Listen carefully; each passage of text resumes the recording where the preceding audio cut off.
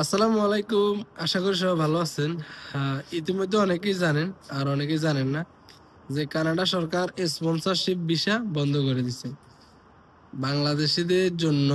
Sponsorship visa এবং others অন্যান্য country সবার জন্য স্পন্সরশিপ ভিসা বন্ধ। এতে করে মা বাবা, দাদা দাদি এদেরকে নেওয়া যাবে না। এখন থেকে 2025 সাল থেকে কানাডাতে স্পন্সর দিয়ে মা বাবা, দাদা দাদি এদেরকে নেওয়া যাবে না। আবার হাজবেন্ডের মা বাবা সম্ভব না, ওয়াইফের মা বাবা, দাদা দাদিও নেওয়া যাবে না। কেননা ওদের দেশে অধিবাসী সংখ্যা অনেক বাড়তি হয়ে গেছে, যার কারণে ওরা সিদ্ধান্ত নিয়েছে এটা পর্যায়ক্রমে ধীরে ধীরে কমিয়ে ফেলবে।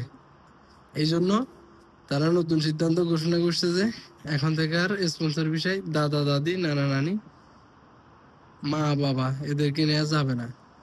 তো বাংলাদেশিদের অনেকেরই মোটামুটি এটা অনেক ক্ষতি বড়, কারণ তারা মা বাবা, শ্বশুর শাশুড়ি এদেরকে নেওয়ার অনেক প্ল্যানিং ছিল অনেকেরই।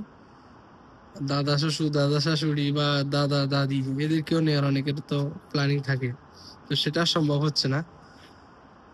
তো যারা ভবিষ্যতে যাওয়ার প্ল্যানিং আছে এগুলা মাথায় রেখে যাবেন, কারণ মা বাবাকে আর কানাডাতে নেওয়া যাবে না সবার ক্ষেত্রে। ভালো থাকুন, সুস্থ থাকুন। আজকে এই পর্যন্ত। আল্লাহ হাফেজ।